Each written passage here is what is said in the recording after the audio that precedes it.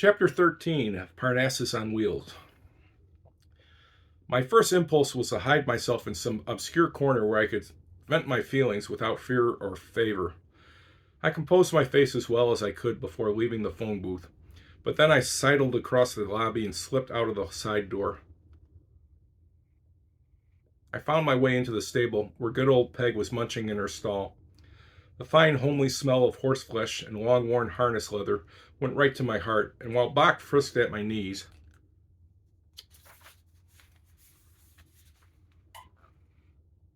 I laid my head on Peg's neck and cried. I think that the fat old mare understood me. She was as tubby and prosaic and middle-aged as I, but she loved the professor. Suddenly, Andrew's words echoed again in my mind. I had barely heeded them before, in the great joy of my relief, but now their significance come to me. In jail. The professor is in jail. That was the meaning of his strange disappearance at Woodbridge. That little brute of a man surely must have telephoned from Redfield, and when the professor came to the Woodbridge bank to cash that check, they had arrested him. That was why they had showed me into that mahogany sitting room. Andrew must be behind this, the besotted old fool. My face burned with anger and humiliation.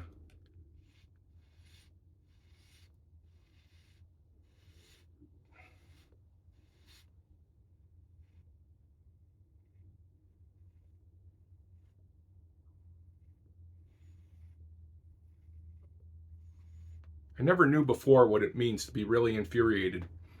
I could feel my brain tingle. The professor in jail. The gallant, chivalrous old little man, penned up with hobos and sneak thieves. Suspected of being a crook, as if I couldn't take care of myself. What did they think he was, anyway? A kidnapper?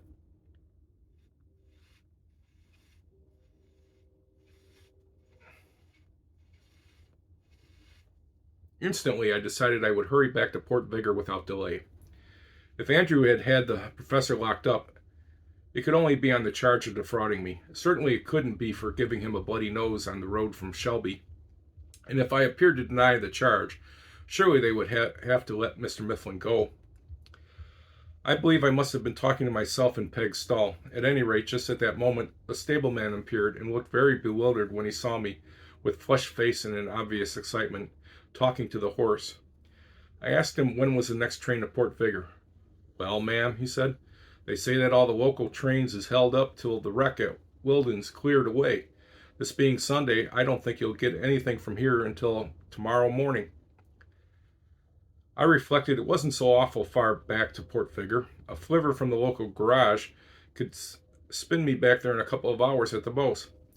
But somehow it seemed more fitting to go to the professor's rescue in his own Parnassus, even if it would take longer to get there. To tell the truth, while I was angry and humiliated at the thought of his being put in jail by Andrew, I couldn't help, deep down with me, being rather thankful.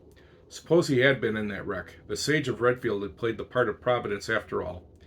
And if I set out right away with Parnassus, I could get to Port Vigor, well, by Monday morning anyway.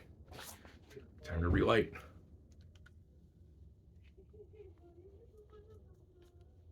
Don't know why I can't keep this going. Talking too much.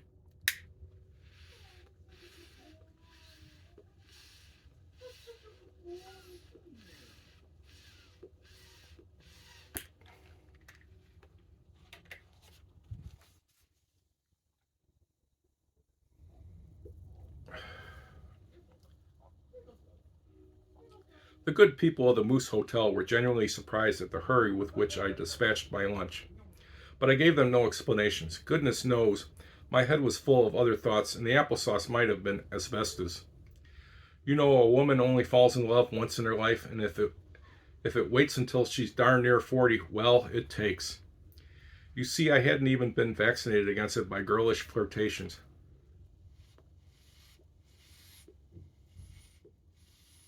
I began to be a governess when I was just a kid, and a governess doesn't get many chances to be skittish. So now, when it came, it hit me hard. That's when a woman finds herself, when she's in love. I don't care if she is old or fat or homely or prosy. She feels that little flutter under her ribs, and she drops from the tree like a ripe plum. I didn't care if Roger Mifflin and I were as odd a couple as old Dr. Johnson and his wife. I only know one thing, that when I saw that little red devil again, I was going to be all his, if he'd have me. That's why the old Moose Hotel in Bath is always sacred to me. That's where I learned that life still held something fresh for me. Something better than baking champagne biscuits for Andrew.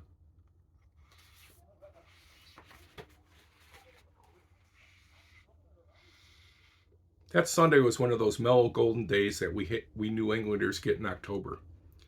The year really begins in March, as every farmer knows, and by the end of September or the beginning of October, the season has come to its perfect ripened climax. There are a few days when the world seems to hang still in a dreaming, sweet hush at the very fullness of the fruit before the decline sets in.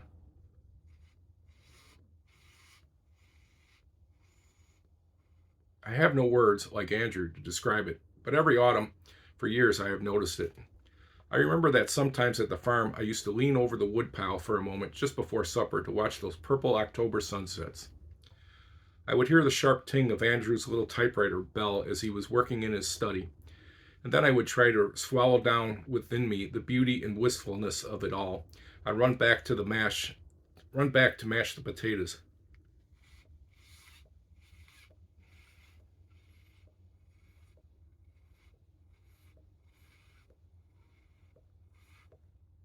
It's going out on me again. Peg drew Parnassus along the backward road with a merry little rumble. I think she knew we were going back to the professor. Bach carried mightily along the wayside, and I had much time for thinking. On the whole, I was glad, for I had much to ponder. An adventure that had started as a mere lark or whim had now become for me the very gist of life itself. I was fanciful, I guess, and as romantic as a young hen. But by the bones of George Eliot, I'm sorry for the woman that never has a chance to be fanciful. Mifflin was in jail, aye, but he might have been dead and unrecognizable. My heart refused to be altogether sad. I was on my way to deliver him from durance vile. There seemed a kinship between the season and myself, I mused, seeing the goldenrod turning bronze and drooping along the way. Here I was, in the full fruition of womanhood, on the verge of my decline into autumn, and lo, by the grace of God, I had found my master. He had touched me with his own fire and courage. I didn't care what happened to Andrew, or to Sabine Farm, or to anything else in the world. Here, my hearth, my home, Parnassus, or wherever Roger should pitch his tent. I dreamed of crossing the Brooklyn Bridge with him at dusk, watching the skyscrapers etched against a burning sky. I believed in calling things by their true names. Ink is ink, even if the bottle is marked commercial fluid. I didn't try to blink the fact that I was in love. In fact, I gloried in it. As Parnassus rolled along the road, and the scarlet maple leaves eddied gently down in the blue October air, I made up a kind of chant which I called Hymn for a Middle-Aged Woman, Fat, who has fallen in love. Oh God, I thank thee who sent this great adventure my way. I am grateful to have come out of the barren land of spinsterhood, seeing the glory of a love greater than myself. I thank thee for teaching me that mixing and kneading and baking are not all that life holds for me. Even if he doesn't love me, God, I shall always be his. I was crooning some such babble as this to myself when, near Woodbridge, I came upon a big, shiny motor car stranded by the roadside. Several people, evidently intelligent and well-to-do, sat under a tree while their chauffeur fussed with a tire. I was so absorbed in my own thoughts that I think I should have gone by without paying them much heed, but suddenly I remembered the professor's creed, to preach the gospel of books in and out of season. Sunday or no Sunday, I thought I could best honor Mifflin by acting on his own principle. I pulled up by the side of the road. I noticed the people turn to one another in a kind of surprise and whisper something. There was an elderly man with a lean, hard-worked face, a stout woman, evidently his wife, and two young girls and a man in golfing clothes. Somehow the face of the older man seemed familiar. I wondered whether he were some literary friend of Andrew's whose photo I had seen. Box stood by the wheel with his long curly tongue running in and out over his teeth. I hesitated a moment, thinking just how to phrase my attack, when the elderly gentleman called out, "Where's the professor?" I was beginning to realize that Mifflin was indeed a public character. "Heavens," I said, "do you know him too?" "Why, I should think so," he said. "Didn't he come to see me last spring about an appropriation for school libraries and wouldn't leave till I promised to do what he wanted? He stayed the night with us and we talked literature till 4 o'clock in the morning. Where is he now? Have you taken over Parnassus?" "Just at present," I said. "Mr. Mifflin is in the jail at Port Vigor." The ladies gave little cries of astonishment, and the gentleman himself, I had sized him up as a school commissioner or something of that sort, seemed not less surprised. "In jail?" he said. "What on earth for? Has he sandbagged somebody for reading Nick Carter and Bertha M. Clay? That's about the only crime he'd be likely to commit." "He's supposed to have cozened me out of $400, I said, "and my brother has him locked up. But as a matter of fact, he wouldn't swindle a hen out of a new laid egg. I bought Parnassus of my own free will. I'm on my way to Port Vigor now to get him out. Then I'm going to ask him to marry me, if he will. It's not leap year, either." He looked at me, his thin-lined face working with friendliness. He was a fine-looking man, short, gray hair brushed away from a broad brown forehead. I noticed his rich dark suit and the spotless collar. This was a man of breeding, evidently. "Well, madam," he said, "any friend of the professor's is a friend of ours." His wife and the girls chimed in with assent. "If you would like a lift in our car to speed you on your errand, I'm sure Bob here would be glad to drive Parnassus into Port Vigor. Our tire will soon be mended." The young man asserted heartily, but as I said before, I was bent on taking Parnassus back myself. I thought the sight of his own tabernacle would be the best balm for Mifflin's annoying experience. So I refused the offer and explained the situation a little more fully. "Well," he said, "then let me help you in any way I can." He took a card from his pocketbook and scribbled something on it. "When you get to Port Vigor," he said, "show this at the jail, and I don't think you'll have any trouble. I happen to know the people there." So after a handshake all round, I went on again, much cheered by this friendly little incident. It wasn't until I was some way along the road that I thought of looking at the card he had given me. Then I realized why the man's face had been familiar. The card read quite simply, "Raleigh Stone Stafford, the Executive Mansion, Darlington." It was the governor of the state. The end of chapter 13. Chapter 14 of Parnassus on Wheels. I couldn't help chuckling as Parnassus came over the brow of the hill, and I saw the river in the distance once more. How different all this was from my girlhood visions of romance. This has been characteristic of my life all along. It has been full of homely, workaday happenings, and often rather comic in spite of my best resolves to be highbrow and serious. All the same, I was something near to tears as I thought of the tragic wreck at Wilden and the grief-laden hearts that must be mourning. I wondered whether the governor was now returning from Wilden after ordering an inquiry. On his card he had written, "Please release R. Mifflin at once and show this lady all courtesies." So I didn't anticipate any particular trouble. This made me all the more anxious to push on. After crossing the ferry, we halted in Woodbridge only long enough for supper. I drove past the bank where I'd waited in the anteroom, and would have been glad of a chance to horsewhip that sneaking little cashier. I wondered how they had transported the professor to Port Vigor, and thought ironically that it was only that Saturday morning when he had suggested taking the hobos to the same jail. Still, I do not doubt that his philosophic spirit had made the best of it all. Woodbridge was as dead as any country town is on a Sunday night. At the little hotel where I had supper, there was no topic of conversation except the wreck. But the proprietor, when I paid my bill, happened to notice Parnassus in the yard. "That's the bus that peddler sold you, ain't it?" he asked with a leer. "Yes," I said shortly. "Going back to prosecute him, I guess," he suggested. "Say, that feller's a devil, believe me.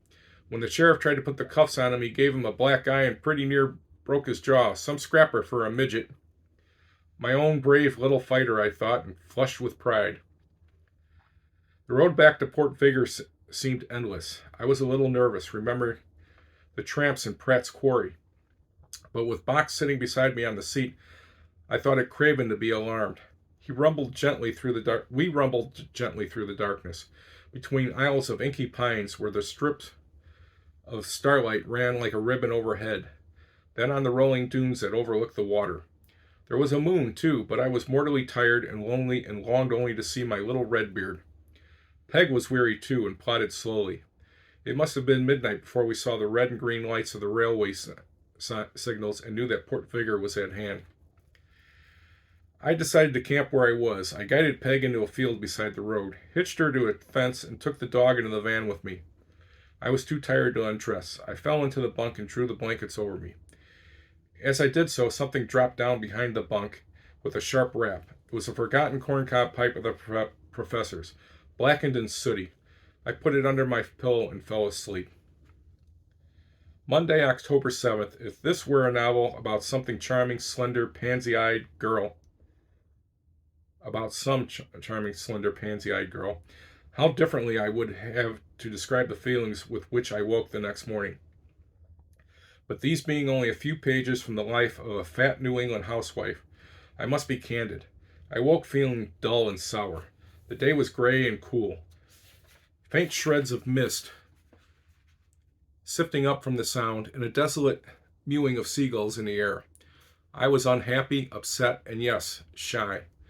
Passionately I yearned to run to the professor, to gather him into my arms, to be alone with him in Parnassus, creaking up some sunny by-road. But his words came back to me. I was nothing to him. What if he didn't love me at all? I walked across 2 fields down to the beach where little waves were slapping against the shingle. I washed my face and hands in salt water. Then I went back to Parnassus and brewed some coffee with condensed milk. I gave Peg and Bach their breakfasts. Then I hitched Peg to the van again and felt better. As I drove into town, I had to wait at the grade crossing while a wrecking train rumbled past on its way from Wilding. That meant that the line was clear again. I watched the grimy men on the cars and shuddered to think what they had been doing. The Vigor County Jail lies about a mile out of the town, an ugly gray stone barracks with a high spiked wall about it. I was thankful that it was still fairly early in the morning, and I drove through the streets without seeing anyone I knew. Finally, I reached the gate in the prison wall. Here some kind of a keeper barred my way. "Can't get in, lady," he said. "Yesterday was Visitor's Day. No more visitors till next month." "I must get in," I said. "You've got a man in there on false charges." "So they all say," he retorted calmly and spat halfway across the road. "You wouldn't believe any of our boarders had a right to be here if you could hear their friends talk." I showed him Governor Stafford's card, and he was rather impressed by this and retired into a sentry box in the wall to telephone, I suppose. Presently he came back. "The sheriff says he'll see you, ma'am, but you'll have to leave this here dynamite caboose behind." He unlocked a little door in the immense iron gate and turned me over to another man inside. "Take this here lady to the sheriff," he said. Some of Vigor County's prisoners must have learned to be pretty good gardeners, for certainly the grounds were in good condition. The grass was green and trimly mowed. There were conventional beds of flowers in very ugly shapes. In the distance I saw a gang of men in striped overalls mending a roadway. The guide led me to an attractive cottage to one side of the main building. There were two children playing outside, and I remember thinking that within the walls of a jail was surely a queer place to bring up youngsters. But I had other things to think about. I looked up at that grim gray building. Behind one of those little barred windows of the professor. I should have been angry at Andrew, but somehow it all seemed a kind of dream. Then I was taken into the hallway of the sheriff's cottage, and in a minute I was talking to a big, bull-necked man with a political mustache. "You have a prisoner here called Roger Mifflin?" I said. "My dear madam, I don't keep a list of all our inmates in my head. If you will come to me in the office, we will look up the records." I showed him the governor's card. He took it and kept looking at it as though he expected to see the message written there change or fade away. We walked across a strip of lawn to the prison building. There, in a big bare office, he ran over a card index. "Here we are," he said. "Roger Mifflin, age 41, face, oval, complexion, florid, hair, red, but not much of it, height, 64 inches, weight, stripped, 120, birthmark, Never mind, I said. That's the man. What's he here for? He's held here in default of bail pending trial. The charge is attempt to defraud one Helen McGill, spinster, age. Rubbish, I said. I'm Helen McGill, and the man made no attempt to defraud me. The charge was entered and warrant applied for you by your brother, Andrew McGill, acting on your behalf. I never authorized Andrew to act on my behalf. Then do you withdraw the charge? By all means, I said. I've a great mind to enter a countercharge against Andrew and have him arrested. This is all very irregular, said the sheriff, but if the prisoner is known to the governor, I suppose there is no alternative. I cannot annul the warrant without some recognize. According to the laws of this state, the next of kin must stand surety for the prisoner's good behavior after release. There is no next of kin. Surely there is, I said. I'm the prisoner's next of kin. Next of kin. What do you mean, he said. In what relationship do you stand to this Roger Mifflin? I intend to marry him just as soon as I can get him away from here. He burst into a roar of laughter. I guess there's no stopping you, he said. He pinned the governor's card to a blue paper on the desk and began filling in some blanks. Well, Miss McGill, he went on, don't take away more than one of my prisoners or I'll lose my job. The turnkey will take you up to the cell. I'm exceedingly sorry. You can see that the mistake was none of our fault. Tell the governor that, will you, when you see him? I followed the attendant up 2 flights of bare stone stairs and down a long, whitewashed corridor. It was a gruesome place, rows and rows of heavy doors with little barred windows.